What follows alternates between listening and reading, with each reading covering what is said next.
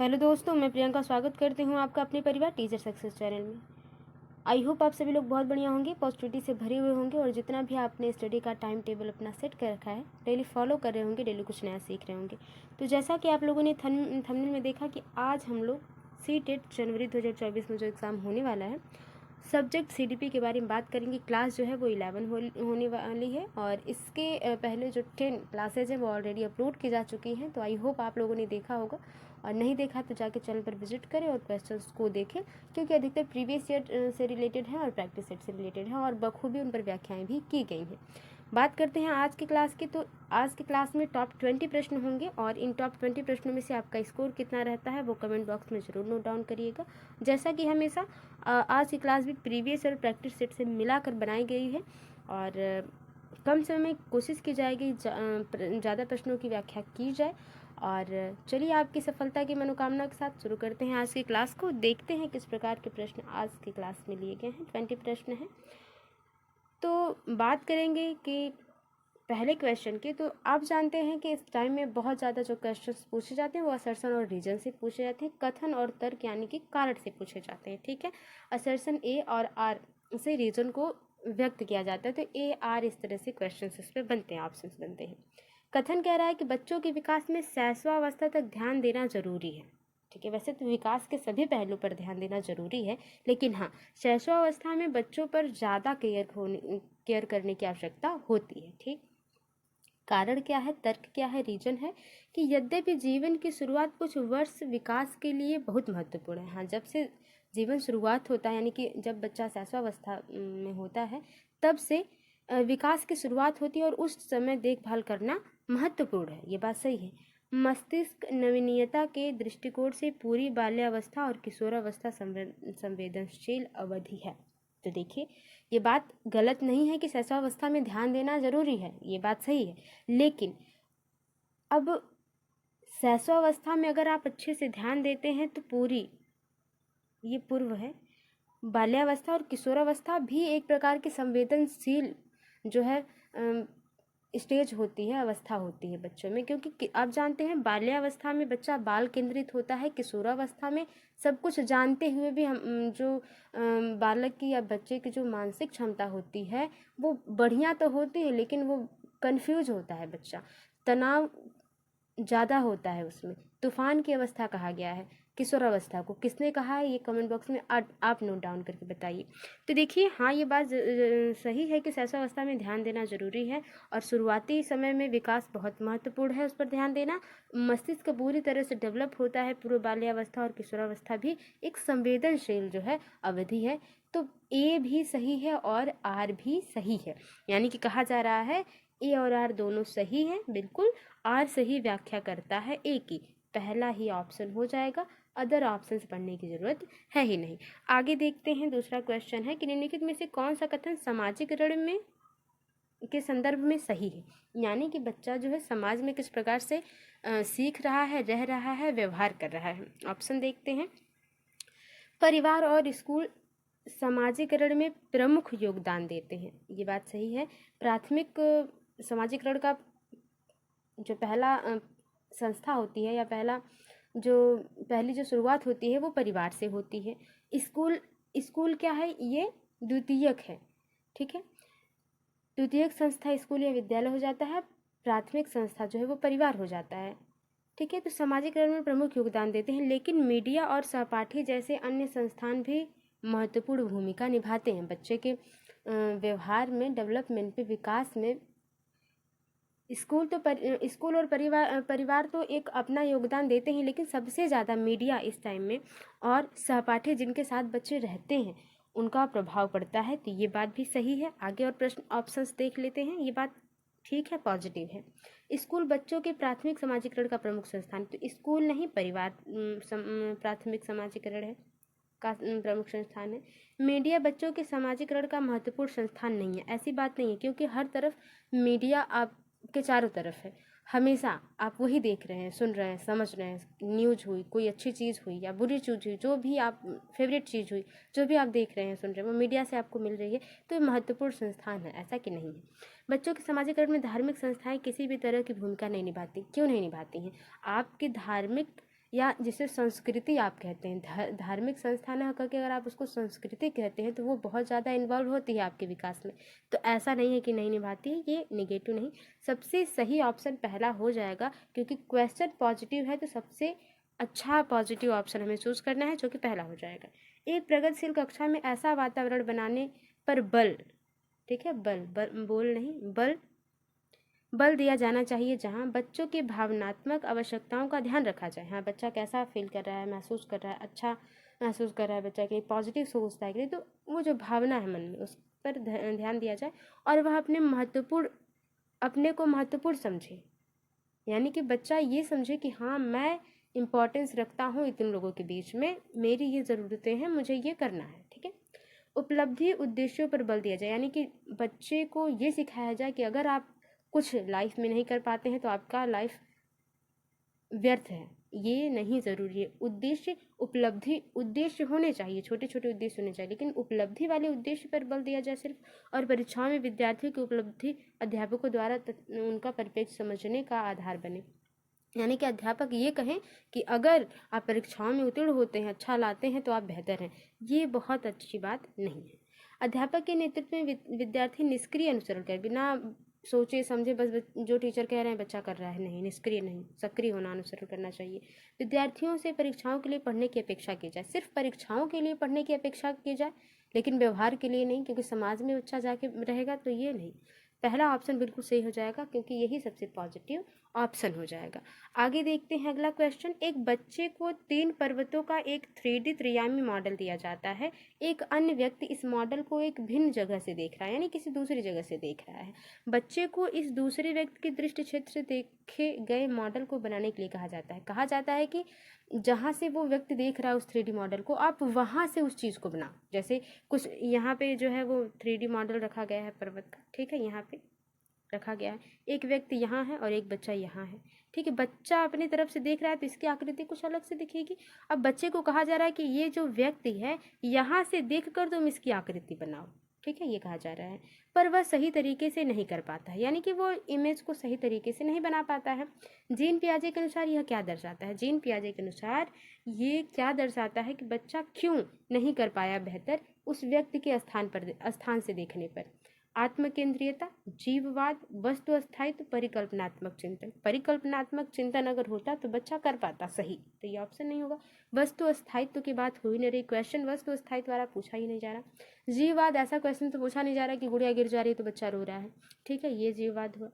तो चौथे का जो सही आंसर हो जाएगा आत्मकेंद्रीयता। बच्चे ने बस एक ही तरफ से ध्यान दिया है उस 3D त्रियामी मॉडल पर, यानी कि 3D मॉडल पर सिर्फ एक ही तरफ से ध्यान दिया है, एक ही चीज़ पर वो फोकस कर पाया बच्चा, तो वो आत्मकेंद्रीयता हो गया।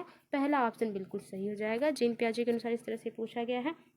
जीन पियाजे ने प्रतिपादित किया कि बच्चों के सोचने की प्रक्रिया वयस्कों से भिन्न नहीं है, से गुणात्मक रूप से भिन्न है, से मात्रात्मक रूप से भिन्न है, से काफ़ी मिलती जुलती है। देखिए, पियाजे जी कहते हैं कि बच्चा भी उतना ही सोचता है जितना एक वयस्क सोचता है, ठीक, बच्चे उतना ही सोचते हैं जितना एक वयस्क सोचता है, बस उसके प्रकार अलग होते हैं। बच्चा कार्टून के बारे में सोच रहा है, तो जो वयस्क है वो अपने घर की परेशानियों स्थितियों के बारे में सोच रहा है, तो गुणात्मक रूप से भिन्न है, ठीक है, मात्रात्मक रूप से नहीं भिन्न है। मात्रा तो एक ही है, अगर ये 1 किलो चिंतन करते हैं तो ये भी 1 किलो ही चिंतन करेगा, ठीक है, ये बात हो गई। यानी कि गुणात्मक तरीके से भिन्न है, टॉपिक अलग अलग है, लेकिन सोचने यानी कि जो चिंतन करने की प्रक्रिया है वो बराबर होती है। बालिका स्वयं से क्या कर सकती है और क्या कुछ सहायता द्वारा पूरा कर सकती है, यानी कि क्या बच्ची अपने से कर सकती है, बालक या बालिका, और क्या दूसरों की हेल्प से कर सकती है। वाइगोत्स्की ने उनके बीच के अंतर को किस रूप में संबोधित किया है, यानी कि इस कुछ काम बच्चा अपने से कर सकता है, यहाँ तक बच्चा अपने से नहीं पहुँच पाएगा, यहाँ पे इसको हेल्प करने की ज़रूरत है, यहाँ पे थोड़ी हेल्प मिल जाएगी तो बच्चा यहाँ पहुँच जाएगा, तो उसको क्या कहेंगे हम? बुद्धि कहेंगे, समीपस्थ विकास का क्षेत्र कहेंगे, पाड़ कहेंगे जिसे आप स्क्वायर फोल्डिंग कहते हैं, समायोजन कहेंगे। तो समायोजन की बात देखिए पियाजे जी करते हैं तो वो बात हुई नहीं, बुद्धि के बाद ये वाइगोत्स्की जी करते नहीं, 2 ही ऑप्शन है जो कि कन्फ्यूजन में है। तो इसको समझ लिया जाए कि पाण वो होगा जब बच्चा यहाँ तक पहुँच नहीं पा रहा है, वो जो समस्या है वो स्कैफोल्डिंग हो जाएगी। लेकिन जो सहायता दी जा रही है, बच्चा यहाँ तक पहुँच जाएगा, वो समीपस्थ विकास का क्षेत्र है। ये क्या है? ये जो है वो समीपस्थ विकास का क्षेत्र है, उसकी बात की जा रही है। आई होप आप समझ पाए होंगे।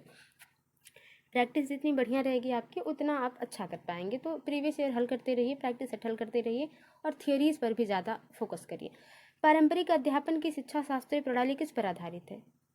व्यवहारवादी सिद्धांत, सामाजिक सांस्कृतिक उपागम, अधिगम के सूचना संप्रेषण सिद्धांत, हार्वर्ड गार्डनर के बहुआयामी बुद्धि संप्रत्यय यानी कि कॉन्सेप्ट। तो देखिए ये पेपर 2 का जो है क्वेश्चन है अधिकतर, और ऐसे क्वेश्चन पूछे जाते हैं कि हमें समझ में नहीं आते, ऑप्शन ही नहीं समझ में आते या क्वेश्चंस ही नहीं समझ में आते हैं। बात कर लीजिए आप पारस्परिक अध्यापन की, कि पारस्परिक अध्यापन आप समझ रहे हैं, वो अध्यापन, वो ऐसी जगह सीखना जहाँ पे बहुत से लोग हों, हम परस्पर क्रिया करके बात व्यवहार वार्तालाप वाद विवाद करके सीखे। क्या हो जाएगा? वो सामाजिक सांस्कृतिक उपागम हो जाएगा। क्या हो जाएगा? सामाजिक सांस्कृतिक उपागम हो जाएगा, जिसके बारे में वाइगोस्की जी बात करते हैं। ठीक है, आगे देखते हैं। हैंज दुविधा कोहलबर्ग के द्वारा दी गई है। हैंज दुविधा एक कहानी लिखी गई है जिसमें इसकी वाइफ की तबीयत खराब होती है और क्या करता है, वो चोरी करता है दवाइयों की। ठीक है, और बहुत कुछ सोचने समझने के बाद वो चोरी करता है। तो ये बात है।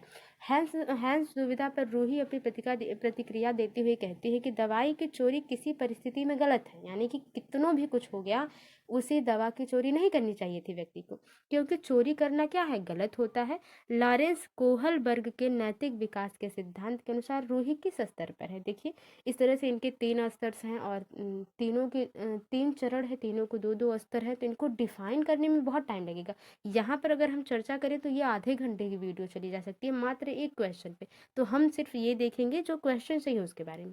पूर्व पारंपरिक दंड आज्ञा पालन अभिविन्यास। देखिए क्या है कि उसको दंड का तो भय नहीं होता है, क्योंकि वो चोरी इसलिए कर लेता है कि दंड का उसको भय नहीं है कि हाँ मैं ऐसा नहीं करूँगा तो मुझे समाज दंड देगा।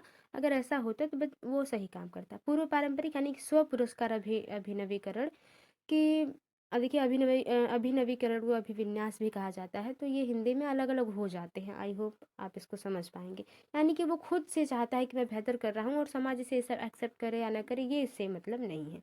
पारंपरिक कानून व्यवस्था अभिनवीकरण, वो कह रहा है कि कानून जो है बदला जा सकता है व्यक्ति के नेचर के हिसाब से, यानी कि व्यक्ति की ज़रूरतों के हिसाब से जो समाज का कानून है उसे बदल देना चाहिए। ठीक है, ये बात हो जाती है पारंपरिक। ठीक है, यहाँ पे वो परंपरा देखता है ये कि अगर उसकी वाइफ की डेथ हो जाती है तो वो संसार में उन कानून को लेकर क्या करेगा। ठीक है, तो तीसरा ऑप्शन बिल्कुल सही हो जाएगा। ये बहुत ही डिटेल में पढ़ी जाने वाली टॉपिक्स है। आई होप आपने इसको पढ़ा होगा तो आप बेहतर इसको समझ पा रहे होंगे। आगे देखते हैं हार्वर्ड गार्डनर के बहुबुद्धि सिद्धांत के अनुसार अंतर वैयक्तिक बुद्धि से क्या तात्पर्य है। देखिए एक अंतर वैयक्तिक होता है, एक अंतरा वैयक्तिक होता है। तो इन अंतरा वैयक्तिक क्या होता है, अंतर वैयक्तिक क्या होता है, उसके बारे में हम देखते हैं अभी। ठीक है, जटिल आंतरिक भावनाओं को पहचानना और अपने व्यवहार को निर्देशित करने के लिए उनका प्रयोग करने की योग्यता, दूसरों के मनोभाव स्वभाव प्रोत्साहन और नियत को समझ पहचान तथा उचित तरीके से प्रतिक्रिया करने की योग्यता, सार्थक एवं लक्ष्य निर्देशित उद्देश्यों के लिए शरीर का कुशलता के साथ प्रयोग करना। शरीर की बात नहीं हो रही है यहाँ, बौद्धिक क्षमता की बात हो रही है। दृश्यात्मक स्थानात्मक चीजों पर सटीक तरीके से देखने समझने की योग्यता। देखिए अंतर वैयक्तिक की बात हो तो अंतर वैयक्तिक वो हो जाएगा जब आप दूसरों की भावना को इस प्रकार से समझ लें कि वो क्या व्यक्ति सोच रहा है और उसके हिसाब से आप जो है आगे काम करें। अंतरा वैयक्तिक वो होता है जब आप अपने विचारों को दूसरों तक इस प्रकार से पहुंचाएं कि वो न चाहते हुए भी आपकी बातों में आ जाए। जैसे कि एक कपड़ा बेचने वाला जो व्यक्ति होता है वो इस प्रकार से अपनी चीज़ों को डिफाइन करता है कि जो सामने वाला व्यक्ति है वो ये जान लेगा कि हाँ इसके कपड़े बहुत बढ़िया हैं, भले उसको पता है कि हाँ थोड़े से गड़बड़ हो जाएंगे लेकिन वो खरीद लेगा। वो अंतरा वैयक्तिक हो जाएगा। अंतः वैयक्तिक ये है एक बिजनेसमैन आदमी जब अपने बिजनेस में आपको लेने आता है कि आप मेरे साथ मिलिए हम लोग काम करते हैं, तो वो अपने आपके भावनाओं को समझ कर कि आप कैसा उसके काम के प्रति सोच रहे हैं, आपके साथ ऐसी प्रतिक्रिया करेगा, वो ऐसे बातें करेगा कि आप उनकी जो है बातों से बहुत उत्साहित होंगे, प्रोत्साहित होंगे। तो ये बात हो जाएगी अंतः व्यक्ति की, मतलब कि दूसरों के मन को समझकर उनके हिसाब से इस प्रकार से बात करना कि वो आपकी बात को मान जाए। ठीक है, वो अंतर्वैयक्तिक होता है। आई होप आपको मैं समझा पा रही होंगी। राष्ट्रीय शिक्षा नीति 2020 बच्चों के मूल्यांकन के लिए डैश और डैश के समावेशन को प्रस्तावित करती है। समूह कार्य, स्व आकलन, परियोजना, मानकीकृत परीक्षा, मानकीकृत परीक्षा, पोर्टफोलियो बनाना, मानक निर्देशित, मानदंड निर्देशित परीक्षा। देखिए, मानकीकृत तो किसी मानकीकृत यानी कि एक मान लिया गया है वही सत्य है और उससे वो अटल है, उसको बदलना बदलना नहीं है। तो मानकीकृत जहाँ जहाँ है पहले उसको गलत करिए। मानकीकृत परीक्षा, मानकीकृत परीक्षा, मानक निर्देश यानी कि ये लिस्ट बना दी गई है, इसको ऊपर नीचे नहीं करना, इसी रो में पढ़ना है। ठीक है, तो बच्चा जैसे सीखेगा ये, तो समूह कार्य हो जाएगा सही। ग्रुप डिस्कशन करेंगे जिसमें बच्चा खुद से ही खुद का आकलन कर पाएगा। जैसे हम और आप करते हैं कि हम कल कितना पढ़े, आज कितना पढ़े और हमने कितना सही प्रैक्टिस सेट में किया, वो चीज़ जो आकलन हो जाती है। समग्र मूल्यांकन के उद्देश्य को ध्यान में रखते हुए अध्यापक को करना चाहिए। क्या करना चाहिए? समग्र मूल्यांकन को सोचकर। प्रश्नोत्तरी में केवल गलत, केवल एक टैग वर्ड ऐसा है जो सही नहीं है। ठीक है, केवल सही उत्तरों के आधार पर प्राप्त अंकों पर विचार करना। लेकिन देखिए, हाँ, ये आप कभी गलती मत करिएगा कि सेकंड पेपर जब अधिकतर आप दे रहे हो तो ऑप्शन सारी पढ़िए और अच्छे से पढ़िए, क्योंकि कहीं कहीं केवल दे के यहाँ नहीं जोड़ देगा। तो जब ये नहीं जोड़ दिया यहाँ पे, तो ये क्वेश्चन तो पॉजिटिव हो जाएगा, तो उसको पूरा पढ़ना उचित रहता है। केवल बच्चों द्वारा की गई त्रुटियों पर विचार करना। विद्यार्थियों के लिए सीखने से प्राप्त उत्पाद और प्रक्रिया पर विचार करना। सभी विद्यार्थियों के लिए मानकीकृत, मानकीकृत गलत। केवल, यहाँ पे केवल त्रुटियों पर विचार करेंगे, जो बच्चा अच्छाई वाला काम करेगा वो। यहाँ पे 11 का जो सही है वो तीसरा सही हो जाएगा। विद्यार्थियों के सीखने से प्राप्त उत्पाद, बच्चे ने कितना सीखा है और किस प्रकार से बच्चा उसको समझा सके, इसके बारे में भी हमें बच्चों के मूल्यांकन पर ध्यान देना चाहिए। तीसरा ऑप्शन बिल्कुल सही हो जाएगा। ठीक है, अधिकांशतः यह देखा गया है कि माताओं की अनुपस्थिति में लड़कों की अपेक्षा लड़कियों से घरेलू कार्यों को करने व छोटे भाई बहनों की देखभाल करने की अपेक्षा की जाती है। ये बात सही है कि भाई बेटी तुम हो, तो क्या करना, अपने भाई बहन को देखते रहना, थोड़ा घर का काम कर लेना, तुम्हारी मम्मी है नहीं या मम्मी जा रही, मम्मी जाती हैं तो खुद कहती हैं ये। तो यह डैश का उदाहरण है, किसका? जेंडर रूढ़िवादिता, जेंडर बायास, जेंडर निष्पक्षता। निष्पक्षता तो है नहीं, निष्पक्षता तब होती जब बच्चे लड़के को कह के जाया जाता है कि बेटा हम जा रहे हैं, थोड़ा तुम झाड़ू लगा देना और अपने भाई बहनों को देखते रहना। ठीक है, निष्पक्षता है नहीं। जेंडर समानता की बात हो रही है, प्रासंगिकता की बात हो रही है, तो जेंडर रूढ़िवादिता हुई, सही हो जाएगा। यहाँ जो है उनमें डिफरेंस बताया गया। प्रगतिशील शिक्षा की विशेषता नहीं है। निगेटिव क्वेश्चन है, निगेटिव ऑप्शन सही होगा। सतत एवं व्यापक मूल्यांकन पर बल देना, ये बात सही है। रट कर याद करना, यही नहीं है, निगेटिव है, यही निगेटिव क्वेश्चन है, निगेटिव ऑप्शन सही हो जाएगा।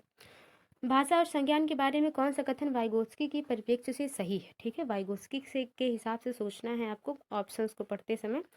तो जब भी वाइगोत्स्की जी के बारे में बात करें तो ये देखें कि ये सामाजिक अंतःक्रिया को बहुत ही मूल्यवान मानते हैं, तो उनके हिसाब से देखकर हमें चीज़ों को करना है। उच्च मानसिक क्रियाओं के विकास को भाषा सुसाधित करती है, यानी कि जो सोचने की क्षमता बहुत ज़्यादा है अगर आपके पास, तो अगर आपके पास भाषा रहेगी तभी उस विकास को आप डेवलप कर पाएंगे, मतलब उस डेवलप को आप और भी डेवलप कर सकते हैं और नई चीज़ों को सीख सकते हैं। ठीक है, भाषा से संज्ञानात्मक प्रक्रिया के विकास में बाधा आती है? नहीं, भाषा के संज्ञानात्मक विकास में कोई भूमिका नहीं है, ऐसी बात नहीं है। भाषा का संज्ञानात्मक विकास में क्यों नहीं है? अगर भाषा ना होती तो आप अपने गुस्से को किस प्रकार से लोगों के सामने व्यक्त करते, अपने मन के भाव को किस प्रकार से व्यक्त करते? संज्ञान भाषा में स्वतंत्र रूप से विकसित होता है, ऐसी बात नहीं है। पहला ही ऑप्शन सही हो गया, बहुत ज़्यादा टफ ऑप्शन ही नहीं था, मुझे लगा क्वेश्चन के हिसाब से ऑप्शन टफ होगा, ऑप्शन इजी थे। एक शिक्षक ने अपने छात्रों को प्रोत्साहित किया कि वह अपने वयस्कों और समुदाय के सदस्यों से वार्तालाप करके अपनी विरासत के बारे में सीखे। हाँ, एक टीचर ने कहा कि भाई आप अपने आसपास पड़ोस से अपने जो भी चीज़ें हैं, समस्याएं हैं, जो भी चीज़ आप सीखना चाहते हैं, अपने से बड़ों से उन्हें से वाद विवाद करके सीख लीजिए। निम्न में से उसे किस विकल्प को चुनिए। निम्न में से किस विकल्प को वो चुनेगा जिसमें सामाजिक कारण और अधिगम के संदर्भ में शिक्षक की धारणा को दर्शाता है। मतलब जो ऑप्शन है उसमें ये कौन सा सही ऑप्शन होगा कि टीचर क्या चाहता है, क्यों ऐसा कह रहा है कि बच्चे अपने अपने से बड़ों से चीज़ों को देखकर सीखें, समझकर सीखें। बच्चों द्वारा समुदाय से प्राप्त ज्ञान के महत्व को पहचानना, यानी कि बच्चे को ये पता चलेगा कि अगर हम बड़ों से सीखते हैं तो बड़े हमारे लिए क्या इंपॉर्टेंस रखते हैं, ये सारी बातें। हाँ, सही है। ठीक है, यह विश्वास के कि सीखना एक सामाजिक परिवेश में होता है और इससे संबंध स्थापित करना महत्वपूर्ण है। सही बात है। अगर आप अकेले किसी चीज़ को सीखते हैं और वो ग्रुप में सीखते हैं तो वो बढ़िया होगा। ठीक है, फिलहाल अब बात अलग है कि अब ग्रुप डिस्कशन कुछ अलग ही ग्रुप डिस्कशन हो जाती है। हम पढ़ने में मन आता है तो दूसरा फ्रेंड कहता है नहीं थोड़ा ये कर लेते हैं, थोड़ा कुछ कर लेते हैं, थक गए हैं। ठीक है, हाँ, लेकिन एक जब डिस्कशन हो, एक अच्छा वाला डिस्कशन हो जहाँ पे सभी लोग उत्सुक हों पढ़ने के लिए या किसी भी कार्य को करने के लिए, तो वहाँ पे सामाजिक परिवेश बढ़िया हो जाता है। ये बात सही है। विद्यालय में अर्जित ज्ञान का स्थानीय ज्ञान से के साथ संबंध को महत्व देना। हाँ, विद्यालय में जो बच्चे ने सीखा है उसके साथ साथ उसने गांव में अपने पास पड़ोस में क्या सीखा है उससे भी इम्पोर्टेंट है। ये बात सही है। विद्यालय द्वारा सिखाए गए ज्ञान को ज़्यादा महत्व देकर नहीं, सिर्फ विद्यालय द्वारा सीखे गए ज्ञान को ही क्यों ज़्यादा महत्व देंगे, ऐसा नहीं है। पहला, दूसरा, तीसरा सही है। तीसरा ऑप्शन बिल्कुल सही हो जाएगा, तीसरा ऑप्शन। ठीक है, आगे देखते हैं। अधिगम अक्षमता के संबंध में गणितीय अधिगम।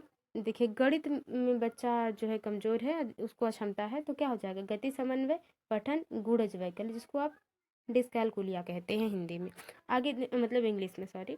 सलमा 5 वर्षीय लड़की है। वह जब 3 साल की थी तो उसने बिना किसी बाह्य निर्देश के संगीत वाद्य यंत्र गिटार बजाना सीख लिया। यानी कि किसी को कहीं सीखा नहीं उसने, किसी ने उसको बताया नहीं कि इस तरह से करते हैं चीज़ों को, उसने बस ऐसे ही देख के सीख लिया। ठीक है, इस योग्यता के आधार पर उसे निम्नलिखित में से किस श्रेणी में रखेंगे? धीमी गति से सीखने वाली विद्यार्थी, कम बुद्धि लब्धि वाली बालिका, प्रतिभाशाली, स्वलीन। स्वलीन तब होगी जब वो अपने आप में ही रह जाती और बाहरी चीज़ों पर ध्यान न देती, स्वलीन तो होगा नहीं। धीमी गति से सीखने वाली है नहीं, ये एक प्रतिभाशाली बालिका हो जाएगी क्योंकि उसने बिना निर्देश के एक बढ़िया चीज़ सीखी है, अच्छी चीज़ सीखी, वो भी अच्छे तरीके से। हार्दिक को कम दिखाई देता है। ठीक है, अध्यापक को उसकी स्थिति के बारे में नहीं बताया गया, यानी कि सिर्फ बच्चे को पता है और उसके घर वालों को पता है कि हार्दिक को कम दिखाई देता है, टीचर को नहीं पता है। कक्षा में अध्यापक को उसके किसी व्यवहार क्रिया में पता चल सकता है कि उसे कम दिखाई देता है, यानी कि किस व्यवहार से उसे पता, अध्यापक को पता चल जाएगा कि हार्दिक को देखने में प्रॉब्लम है। पढ़ने के दौरान आंखें मिचकाना, श्यामपट्ट पर लिखे हुए को दूर से स्पष्ट रूप से पढ़ना। जब दूर से स्पष्ट रूप से पढ़ लेगा तो कैसे वो पहचान नहीं पाएगा अध्यापक। बारीक मुद्रक वाले कार्य पत्र को तुरंत पूरा करना। जो चीज़ें बारीक लिखी होंगी वो बच्चा तो देख ही नहीं पाएगा, ये है नहीं। भौतिक नक्शा को पढ़ना जिसमें सूचना जानकारी दी गई हो। देखिए, पढ़ने के दौरान आंखें मिचकाना, जब बच्चा पढ़ने के दौरान आंखें मिचकाएगा यानी कि बच्चा अच्छे से देख नहीं पाएगा, तो क्लियर करने के लिए उसको बार बार देखना पड़ेगा या किसी तरह से वो एक्टिविटी करेगा, तो उस तरह से टीचर को पता चल सकता है कि बच्चे को देखने में अक्षमता है। एक शिक्षिका अपनी कक्षा में दिव्यांग विद्यार्थी के अधिगम के लिए प्रेरक परिवेश कैसे बना सकती है?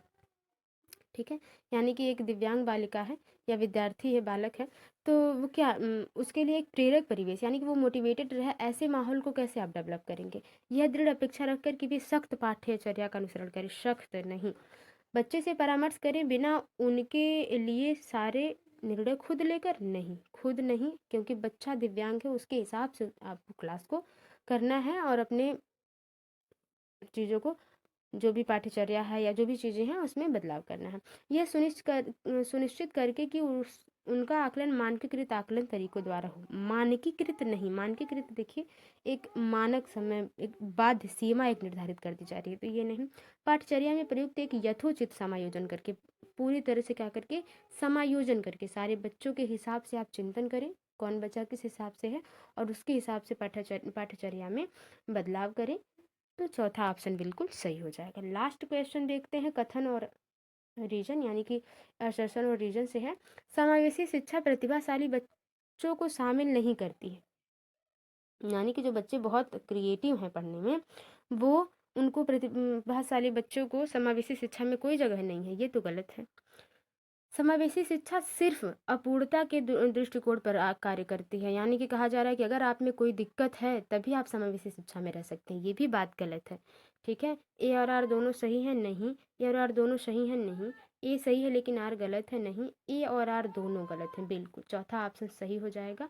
तो ये थे टॉप 20 प्रश्न। आई होप आपको पसंद आए होंगे, और अगर आपको वीडियो थोड़ी सी भी हेल्पफुल लगी है, वीडियो को लाइक करें, शेयर करें, कमेंट बॉक्स में बताएं इन टॉप 20 में से आपका स्कोर कितना रहा। मिलते हैं आपसे अगली वीडियो में, तब तक के लिए bye bye, take care, be positive, be motivated.